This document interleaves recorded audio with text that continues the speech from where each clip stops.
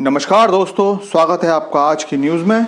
दोस्तों, भारत के पड़ोसी देश चीन, नेपाल, भूटान, बांग्लादेश, म्यांमार और श्रीलंका के साथ पाकिस्तान है।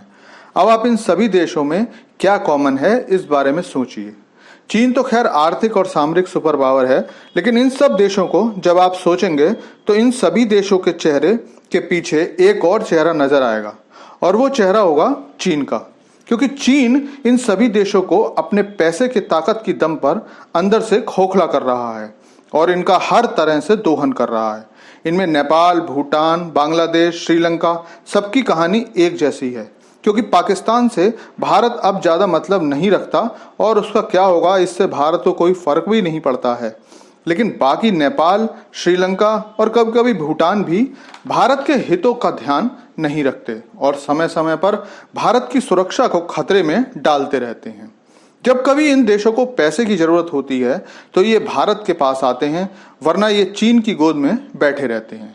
श्रीलंका का उदाहरण अभी ताजा ही है, कुछ महीने पहले की ही तो बात है जब भारत ने श्रीलंका की मदद की थी, लेकिन फिर से उसने चीन की तारीफें करनी शुरू कर दी और भारत को जता दिया कि श्रीलंका भारत को केवल इस्तेमाल करता है।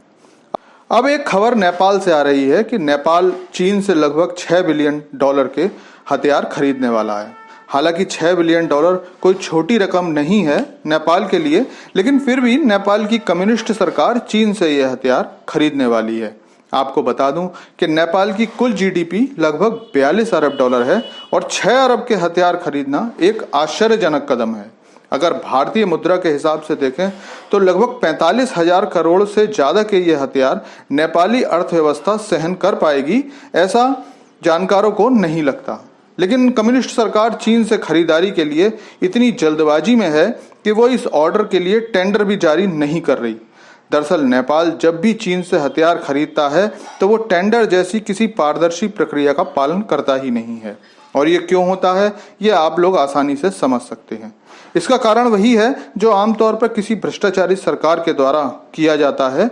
नेपाल के रक्षा विशेषज्ञ इस तरह के सौदों पर उंगली उठाते रहे हैं, लेकिन सरकार अपने किसी कदम में हस्तक्षेप नहीं चाहती।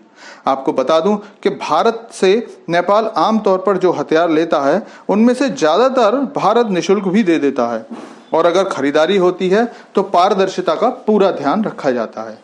लेकिन चीन से होने वाले समझौते न सिर्फ नेपाल में बल्कि अन्य देशों में भी विवादों में घिरे रहते हैं।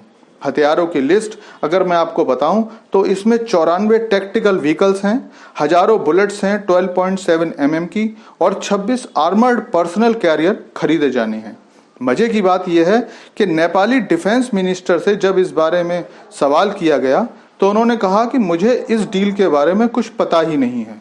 और ये डील नेपाली कांग्रेस के टाइम पर हुई थी जब प्राइम मिनिस्टर शेर बहादुर देउवा थे। अब जब केवल इतने से हथियारों की डील की कीमत $6 बिलियन होगी तो डील पर सवाल उठना तो लाजमी है। कहा जाता है कि ये डील नेपाली कांग्रेस में रहे एक मंत्री के कहने पर फाइनल हुई थी। आप जानते ही हो कि हर डील में हर देश में चीन की सरकार पर भ्रष्टाचार करने के आरोप लगते रहे हैं। अफ्रीकी देशों में भी इस तरह के समझौते चीन द्वारा किए गए, जिनमें सरकारों में बैठे लोगों को मोटी रकम के बदले टेंडर हथियाए गए, और यहाँ तो टेंडर भी नहीं निकाले गए हैं। ऐसे में डील में भ्रष्टाचार की आवाज तो उठेगी ही। आपको याद ही होगा कि अभी कुछ दिनों पहले ही भारत के तेजस जहाज की डील जब मालदीव से होने वाली थी तो दक्षिण कोरिया ने मालदीव सरकार में बैठे लोगों को तेजस के विरुद्ध कर दिया था और ऑर्डर घूस के दम पर अपने हिस्से कर लिया था। तो ये छोटे देश लगातार भ्रष्टाचार के जरिए चीन से डील करते हैं और सरकारों में बैठे लोग अपनी जेबें भरते हैं। दोस्तों, थैंक्स फॉर वॉचिंग वीडियो। आपसे अनुरोध है कि ऐसी ही जानकारी के लिए हमसे जुड़े रहिए और चैनल को सब्सक्राइब कर लीजिए।